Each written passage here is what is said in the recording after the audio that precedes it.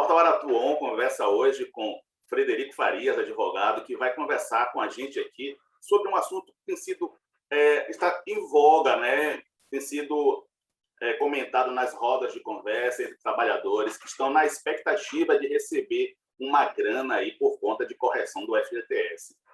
Fred, seja bem-vindo ao Portal Aratuon. Obrigado, Dinaldo. Espero aí contribuir com os telespectadores do Portal Aratuon com um pouquinho do que a gente já sabe aí, passar para tirar as dúvidas. Eu queria que você explicasse de uma forma bem objetiva, prática, para o entendimento dos nossos leitores, quem faz jus a esse processo, o que é esse processo, para que as pessoas que ainda têm alguma dúvida, aquelas que não sabem se enquadram ou não nessa correção do FGTS, possam ficar por dentro. Pronto.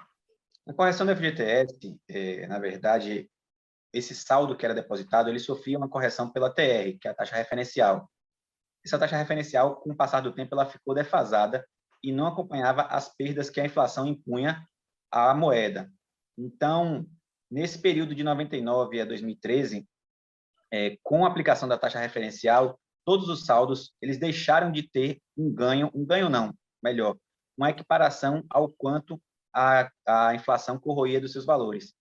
A partir de então, algumas pessoas passaram a ingressar na justiça visando mudar o índice de correção, aplicar outros índices mais adequados, como o INPC, IPCA e outros. E, com isso, essa discussão chegou até o STF e, recentemente, repercutiu de uma forma maior na imprensa, em razão do julgamento ter sido marcado e adiado mais uma vez. Qual é o período dessa perda? Pronto. O período é de 99 a 2013.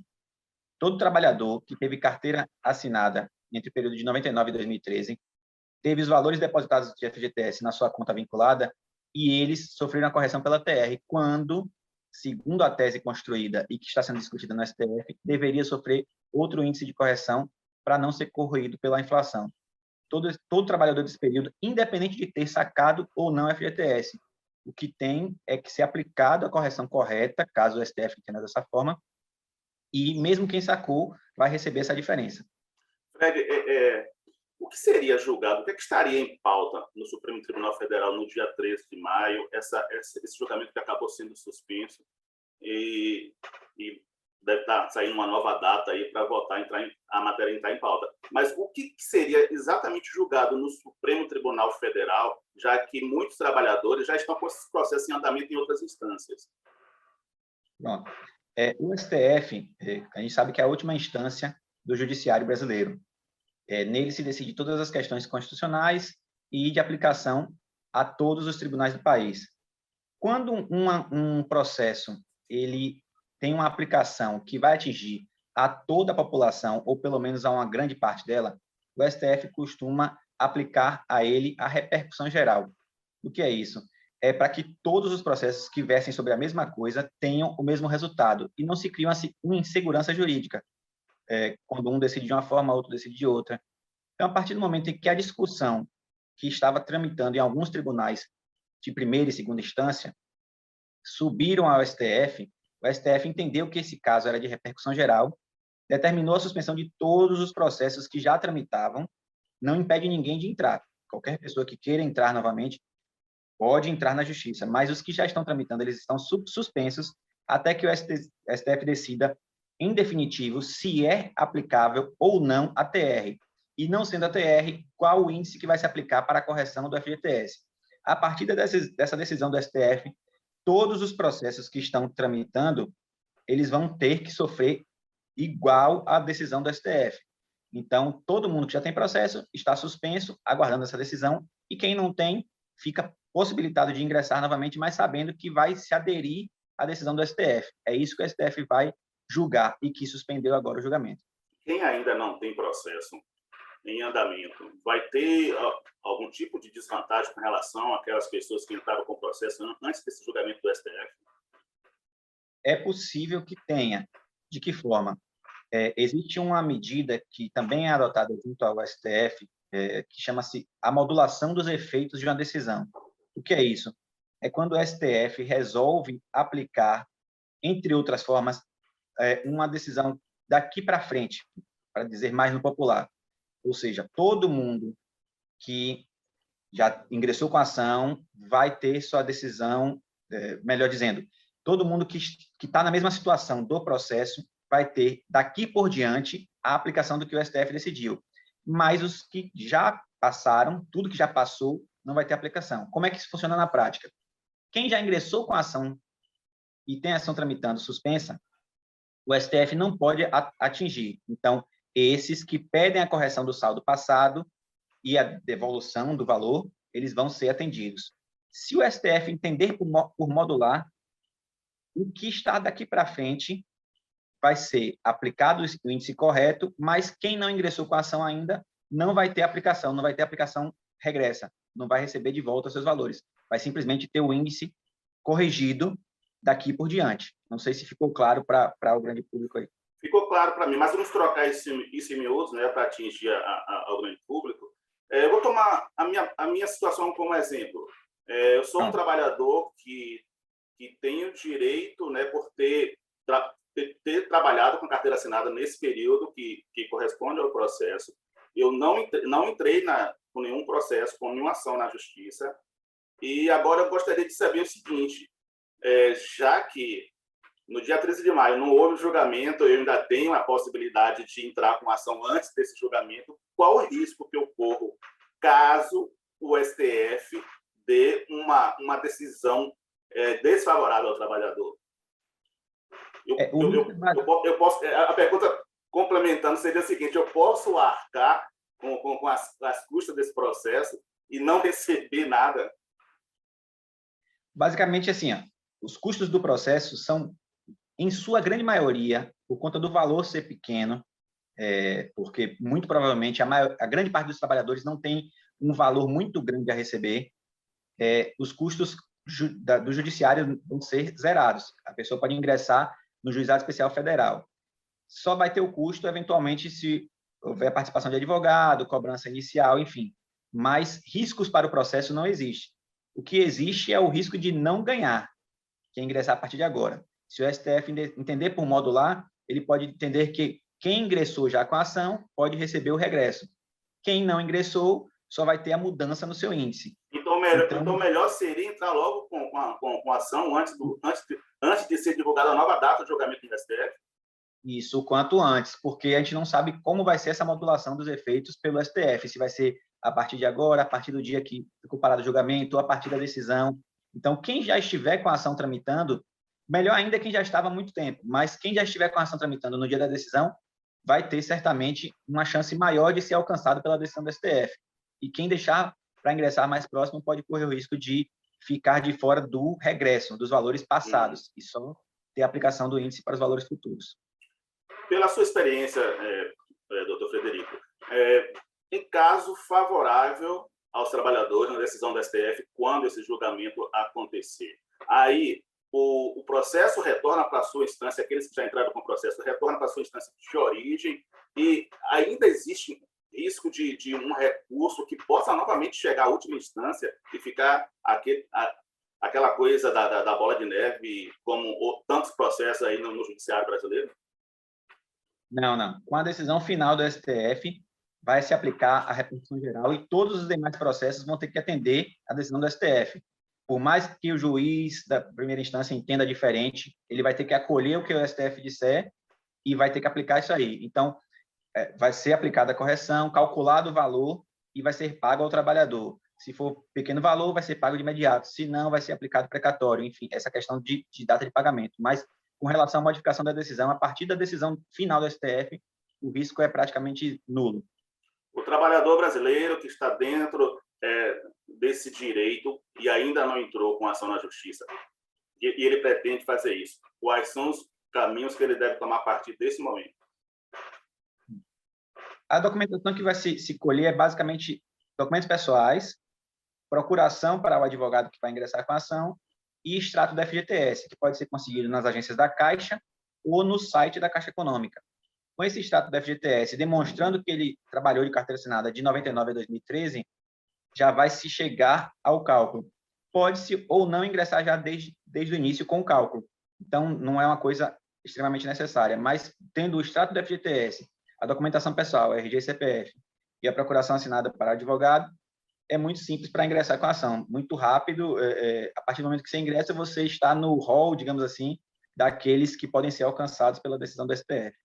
Existe uma facilidade maior ou menor para tocar esse processo por conta do advogado? Eu falo com relação àqueles trabalhadores que durante todo o período estiveram em uma só empresa ou que variaram de empresa. Faz diferença isso? Não há diferença para quem teve a mudança de empresa, porque como a conta vinculada da FGTS é buscada pelo seu NIS, tudo vai estar vinculado ao mesmo trabalhador, por mais que ele tenha passado por mais de uma empresa. Basicamente 99 a 2013, carteira assinada, extrato da FGTS que compõe todas as contas vinculadas, e aí se aplica-se o cálculo. O acompanhamento do advogado não é obrigatório para os casos com menos de 60 salários mínimos, tá? Na Justiça, ou menos de 30 salários mínimos na Justiça Federal. Entretanto, é aconselhável que se procure um advogado para que ele possa buscar os trâmites corretos, tanto de recebimento do valor, como de acelerar um pouco mais o processo.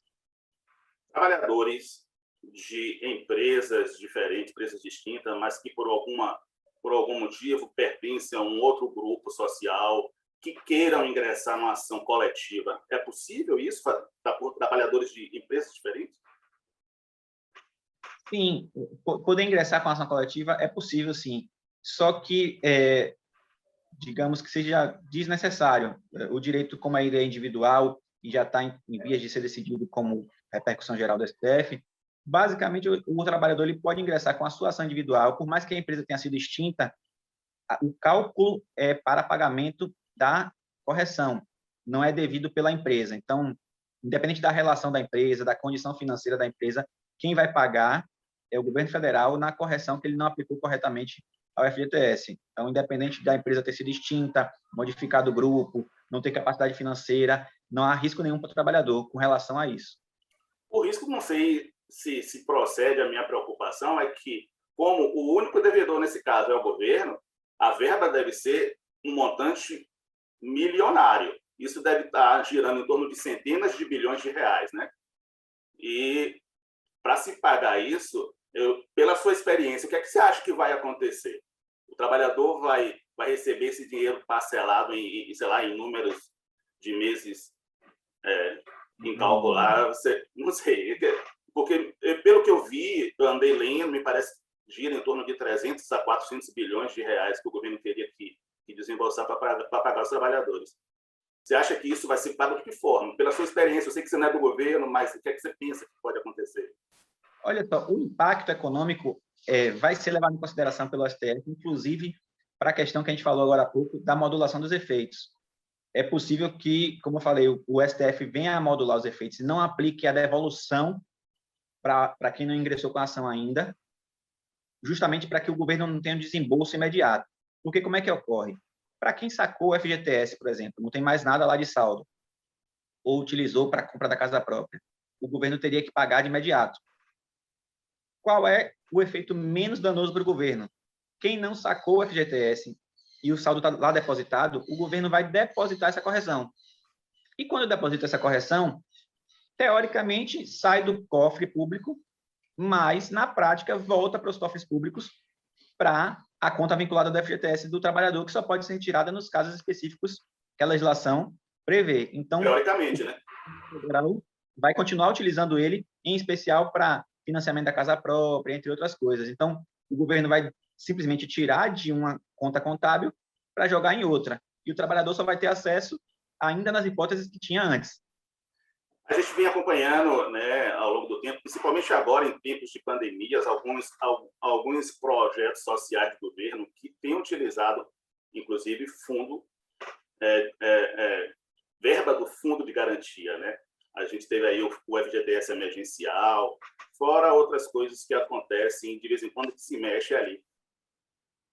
Isso que já foi utilizado também está dentro dessa correção, né? Quem recebeu o FGTS emergencial, enfim, tem direito a esse resíduozinho que ficou, as contas inativas também, que por um momento já teve aquele processo de contas inativas.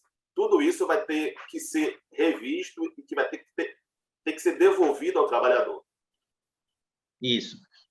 todo mundo que teve nesse período, entre 99 e 2013, a conta vinculada ativa, deveria ter depósito lá, a correção vai ser modificada, caso a decisão seja favorável, e o valor de quem retirou vai ser pago de imediato, como você me fez a pergunta anterior, vai ser pago de imediato, mas para quem ainda tem a conta lá, ainda tem saldo, vai ser composto no saldo. Então, independente da situação do trabalhador, se retirou como auxílio emergencial, se retirou saque aniversário, se retirou para casa própria, se retirou por demissão sem justa causa, enfim, independente de ter retirado ou não, ele vai ter direito a isso. Só vai diferir a forma. Quem retirou, recebe o valor. Quem não retirou, recebe depositado lá na conta vinculada. Então, na prática, só vai ter acesso direto ao recurso quem já retirou o dinheiro. A gente já tem uma previsão de quando vai acontecer o julgamento no STF, já foi divulgado, e o que o ministro alegou para ter suspenso essa última audiência? Não, na verdade, não tem previsão, e qualquer julgamento de colegiado, como o STF, os tribunais regionais, eles geralmente podem ocorrer esses adiamentos, seja porque o presidente da turma ele precisa fazer um adiamento com relação à própria turma, alguém pede vistas do processo para reler mais um pouco, é um processo que certamente é um pouquinho longo, a gente resume aqui na conversa, mas, de fato, o que consta lá do processo são centenas e centenas de páginas para que o julgador tenha acesso. Então, provavelmente, pedido de vistas, pode ocorrer, inclusive, um novo adiamento, falta alguém na composição da turma por algum compromisso pessoal. Então, não há certeza de data de julgamento, como também, ainda que venha a ser marcado, não há certeza absoluta de que vai ocorrer nesse dia. Esse julgamento do dia 13 de maio, ele já não foi o primeiro, né? Ele já vem sendo adiado isso há algum tempo, né? Isso, já vem sendo adiado há algum tempo. Desde que foi aplicada a suspensão dos demais processos, ele já adiou pelo menos umas 2 vezes, que eu me recordo agora, mas não estamos livres de um novo adiamento. Ok. Muito obrigado, Fred. A sua colaboração trouxe esclarecimentos aqui que os trabalhadores estão precisando, e quem ainda não ingressou com a ação, eu sei que agora, com certeza, depois disso que você passou para a gente, vai fazer. Obrigado pela atenção. Obrigado também. Obrigado pelo convite. Estou à disposição de vocês aí e espero ter esclarecido pelo menos as dúvidas iniciais de todos os telespectadores aí. Claro que esclareceu. Obrigado, um abraço. Um abraço.